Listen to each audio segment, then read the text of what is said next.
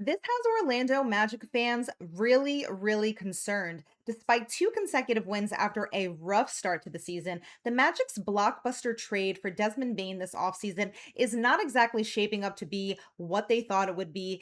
Is it time to be worried about Desmond Bane? Is he going to get his shooting together? And moreover, if and when he does, what does that mean for this Magic team who seems to be rolling? We're going to talk about that here today on Magic Digest. But first, let me welcome you all back to the channel. I'm your host, Sam Rodriguez, and I want to thank everyone who has been super, super active in the comments lately. I absolutely love seeing what y'all have to say about the Magic so far this season. So make sure you keep that up. And for those of you who are not in on the action quite yet, make sure that you are subscribed to the Magic Digest channel. We are slowly but surely building up this community here. But first, I need that 67.5% of you who are watching and still unsubscribed to just go ahead, hit that button, turn on those notifications so you don't miss a video with us here.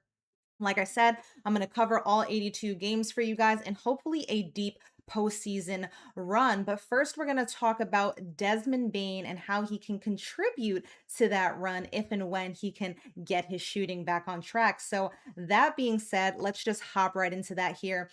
I know that in previous videos, I have said that I'm not exactly worried about Desmond Bane per se. He's a very talented player, as we've talked about here on Magic Digest. We did an entire breakdown of Desmond Bane over the summer, so you can go ahead and check that video out if you're interested in a more in-depth analysis. But we're going to get into the nitty-gritty here today, too. His three-point shooting this season is just completely unprecedented in attempts and percentage, right? 4.7 attempts is the least amount that he's shot since his rookie season, and he's shooting an all time low and just really bad at 25%. This is a career 40% shooter. Now, I understand that it's only 6 games, it's a very, very small sample size. But this is really a multifaceted issue at this point. So let's just look at the box score from last night's game against the Wizards to start. The Magic beat them 125-94. Love to see them hold a team under 100 points. And this score is mostly in part to some fantastic games from Paolo and Franz. They combined for 53 points, loving that 16 added from Wendell. But the glaring issue with this box score is the 5 points from Desmond Bane. And it would be one thing if he was just chucking and missing, but he only had 6 attempts in the game, which includes one shot in the entire first half of the game. I had to save this because that word malpractice is exactly how I feel. You go out and you get this 3 point shooter, and he's only getting 6 attempts per game. It's completely unacceptable at this point. Going back to that box score, why is Jalen Suggs taking more threes than Desmond Bane is taking shots? It's really just a little bit difficult for me to wrap my head around um at this point in time. But after watching the game back a few times this morning, there's a few issues that I feel like we can point to, right? So some of it's very simple. Some of it is just that he's missing his shots right now. On wide open attempts, he is currently shooting 18.2% compared to the 46.9% he shot last season. Granted, this is on 1.8 attempts versus the 2.4 attempts from last season. But that kind of just speaks to the point that we're talking about, right? Shooters have to shoot in order to get in rhythm, right? So I'm going to go back to some graphics that I have shown you guys in the past, but this is Bane's shot chart from last season. These straightaway threes here are sort of his bread and butter, right? And it's funny because last night that was his one and only shot in the first half. He kind of just pulled up, and I was annoyed. But then I remembered that he does look for these particular shots, and obviously, right, he shoots 42.5% from that area, and he took 212 of them last season. Now, if we compare that to his shot chart from this season, he's shooting 25% from that area on only 4 attempts, right? Again, this is a 6 game sample compared to an entire season. But if my math is correct here, that means he's on pace for only 54 shots from this spot, and he took 212 last season. So that's really a huge issue. And similarly, let me go back in that right corner where we do see him waiting a lot. That has been like one of my biggest gripes with the Magic's offense or with Desmond Bane's game, however you want to spin it.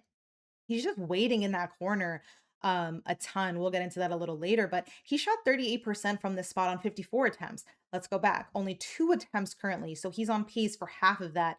Again, I know it's a very, very small sample size compared to an entire season, but like I said, shooters have to shoot. So the Magic really need to find Bane these opportunities. Now, I don't expect him to have as many. Bane played a fair amount without Ja Morant last season. And to be honest, the Grizzlies don't really have a Paolo or a Franz in that way. So I imagine that there's some getting used to um the Paolo and the Franz aspect of it all for Desmond Bane. And I imagine the same goes for Paolo and Franz, right?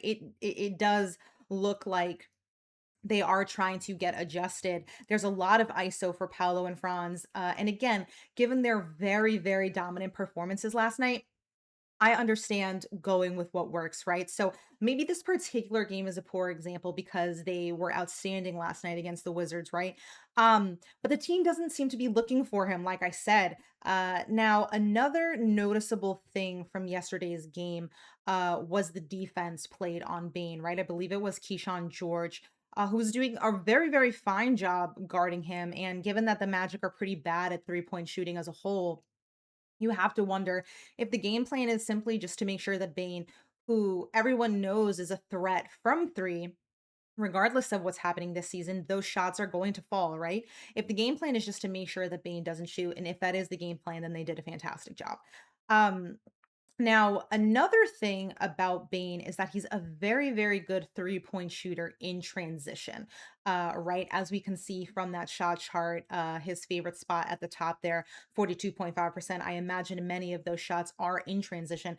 Um, but the Magic did not start the season out well getting out in transition. To be more specific, they've only taken 22 threes in transition through 6 games.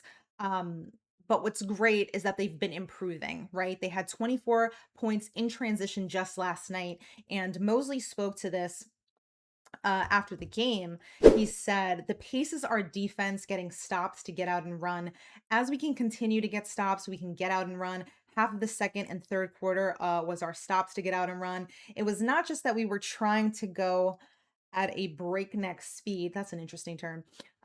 It was that we were trying to get stops and convert offensively. So if they can continue to improve that aspect of their game and playing to Bane's strengths, we might just see improvement all around. They're doing very well scoring in the paint. So it's really just a matter of putting the pieces all together. This game plan of the Paolo and the Franz ISO, it may work, right, against the Hornets and the Wizards, but when it comes to playing the better teams in the league, you are absolutely 100% going to need your best 3-point shooter to get involved in this offense. He needs to shoot more than 6 shots a game. He needs to get back to attempting 5 to 6 threes a game in order for him to get in that rhythm. And I think that's why it's a little frustrating that he had that stat line last night because you would assume in a blowout like the game was last night that he would be able to sort of get those reps in.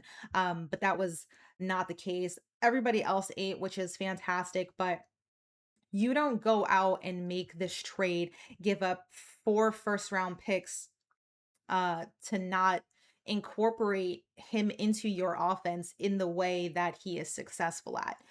If that were the case, then you should have just kept your team the way that it was and attempted again this year, fully healthy like they are. Because it's not just their offense that's suffering this season so far, it's their defense as well. Like I said, it seems like they're rolling a bit. These wins coming against these sort of easy teams are really great reps to get in. You can see right here, this is their schedule through Thanksgiving or right before Thanksgiving, and you do have some tough teams in there.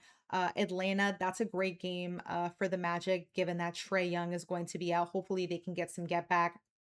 When I was doing my prediction on how they would do with the schedule, I definitely had one of these losses to Boston. So we'll see how that goes. But then, you go down the line there and you have New York, you have Houston, Golden State, the Clippers, New York, and Boston again. So we're really, really going to see what the Magic are made of, how they're going to get Desmond Bane involved in this offense a little more. And I do want to give the coaching staff just a little bit of credit because in that second half, you did start to see them running plays for Desmond Bane, and we really, really need to see more of that, but it has to happen sooner. And I really have no idea why Desmond Bane did not check into the game until there was 3 minutes and 40 seconds left in the second quarter yesterday. But I really just genuinely feel like that cannot happen. He needs to be a focal point of the offense. That is why he is here. He is here to shoot threes and bring that 3 point percentage up, which is something that the Magic are still struggling with, right? So do me a favor, drop a comment below. Let me know how you think they're going to do um in their next however many games. It's about 10 games, right? And let me know if you think that this is a coaching issue, this is a Desmond Bain issue, or this is a Paolo and Franz and the entire team just kind of adjusting to this new play style. And as always, make sure that you guys are subscribed to the Magic Digest channel. You're not going to want to miss a video with us, and I will catch you all next time.